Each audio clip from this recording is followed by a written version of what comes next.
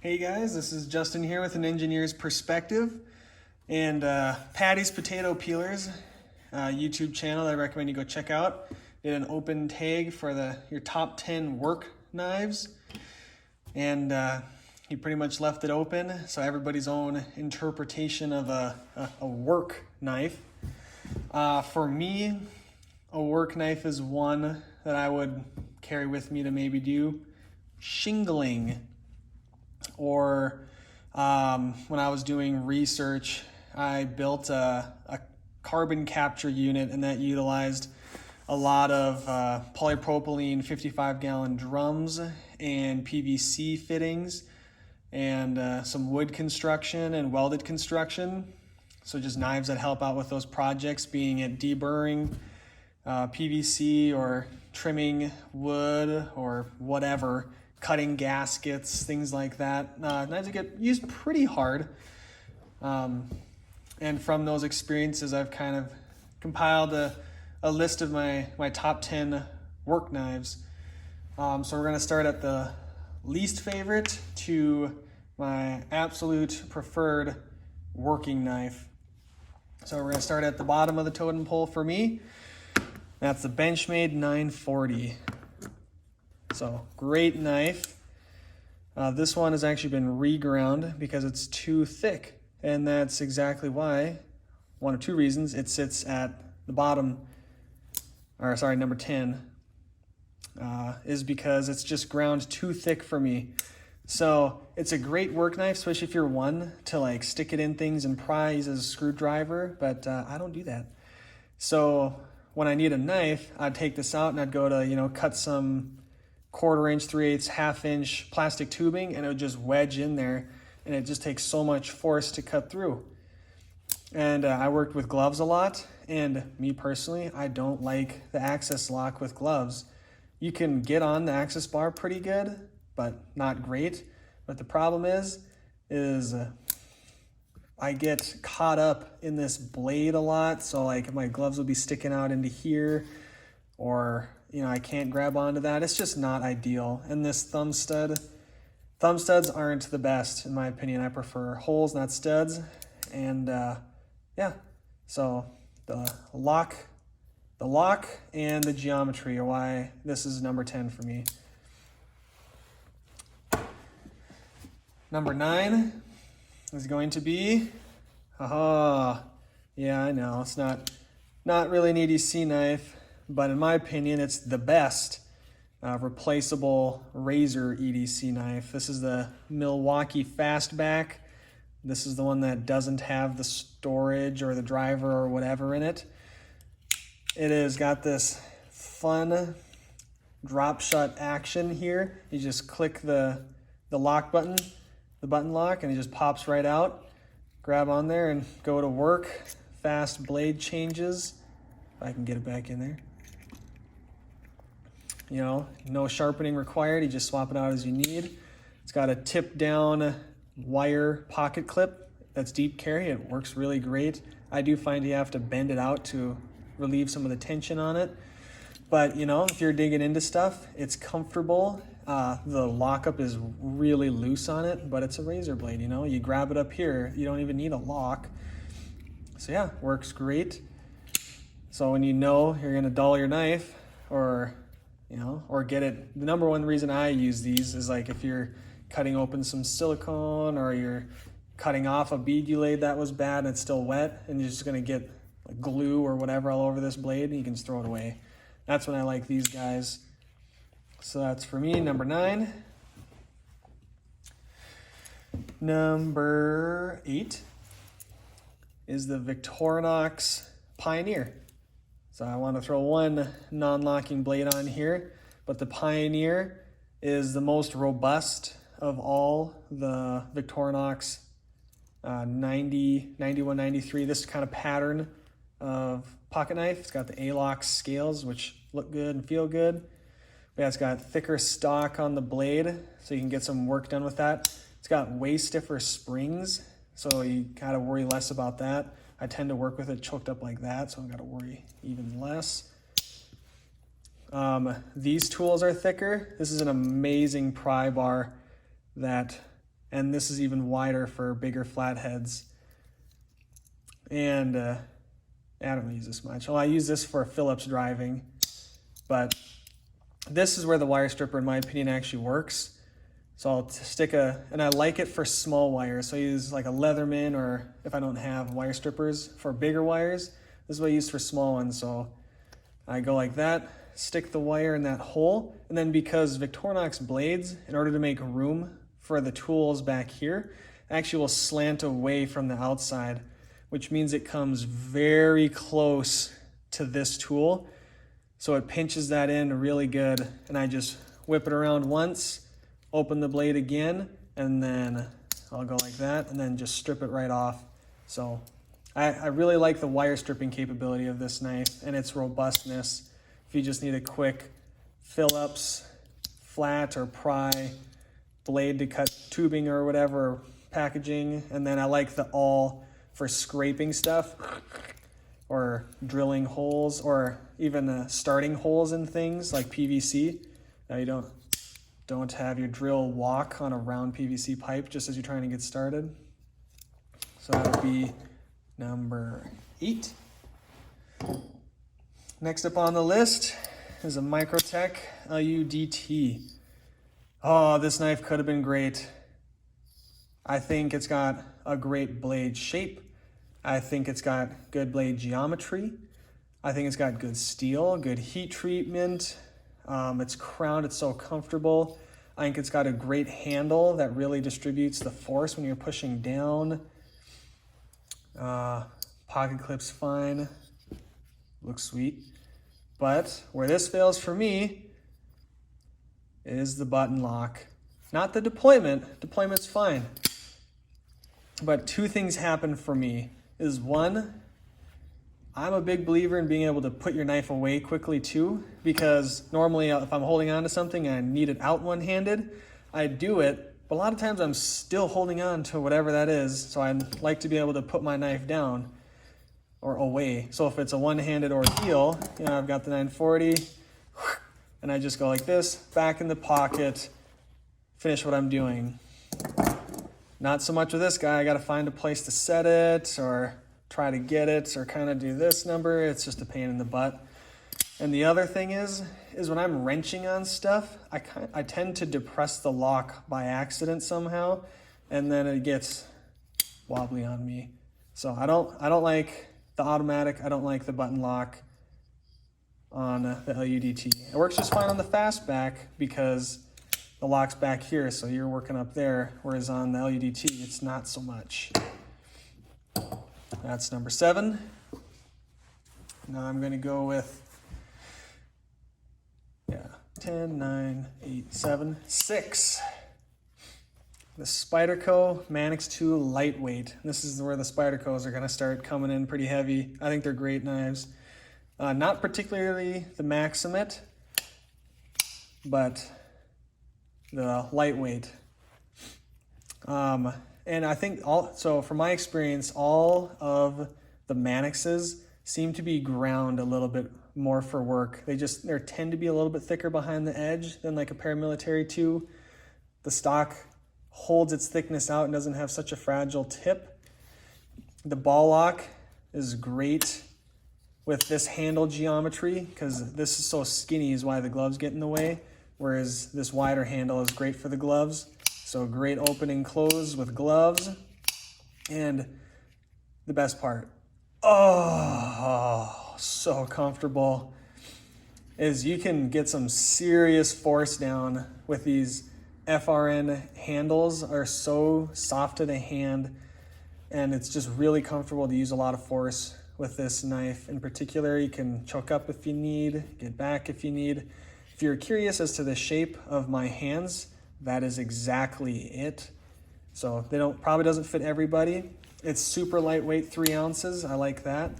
But it has one major downfall for a work knife for me, and that is this pinned construction. I'm very apprehensive about getting this thing into too much trouble. I've had plenty of knives that get really gritty in there from whatever I'm doing, and being able to take it apart, at the end of the day, if you really muck it up, is really nice. That's the downfall of the lightweight for me. I have used Maximate in a work environment, and it microchipped a lot with a lot of like getting inside the radius of something and then turning to deburr it. So that does happen, but that's my number. I cannot do numbers today. 6. Number 5, the Delica. Number 4.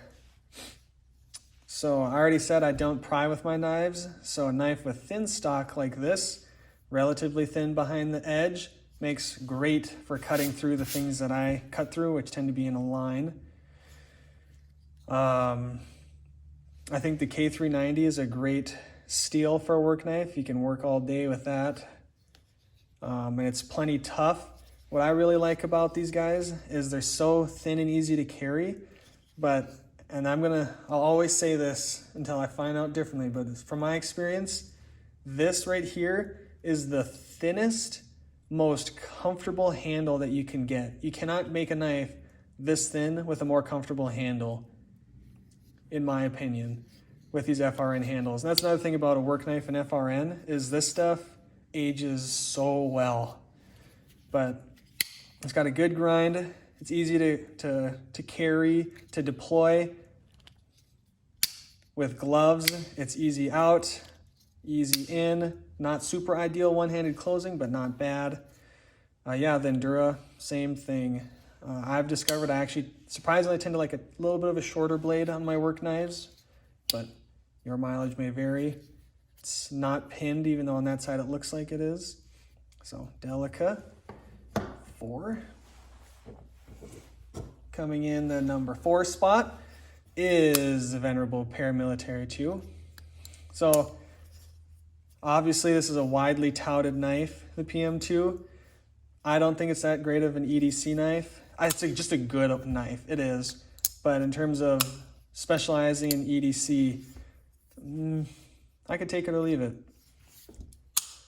But in terms of a work knife, it's like close to perfection, honestly. It's number 4 for a work knife. This handle with gloves on is super comfortable. You can choke up on it, and like the Manix carries that thickness more evenly, whereas the PM2, hard work back here, finer tasks up here, don't break the point. This one's in 10V, and what I found is at a 15-degree angle is it will roll before it'll chip. So that's a note on Spyderco's 10V on these guys. I don't like the deep carry pocket clip for working, especially with gloves. I like having something to grab when you've got gloves on to pull out of the pocket, but got that on there. The grind is definitely not thin, but relatively speaking, it could be a lot worse, like a factory 940. So it just makes for a great work knife. The geometry is meant for it. I love the compression lock in a work environment. You got a big hole to deploy, and some people say they can't get their gloves in there. And if they were stiff and thick, maybe, but the kind of gloves that I use, which mechanics gloves and even thicker, I don't know if I've got any laying around here. No, like goat skin gloves, works just fine. So PM2. And next is the upgraded brother, in my opinion, the Para 3. This one's in Rex 45, which is my favorite working steel. So 3rd best work knife in the best working steel. And it's the same thing as the PM2, but better. More comfortable handle without gloves. Same geometry, same options back to front. Same carry things, deep carry. This works a little bit better for me because you still have more to grab onto with the deep carry, but it doesn't stick out quite so far. Love the hole and the compression lock for working.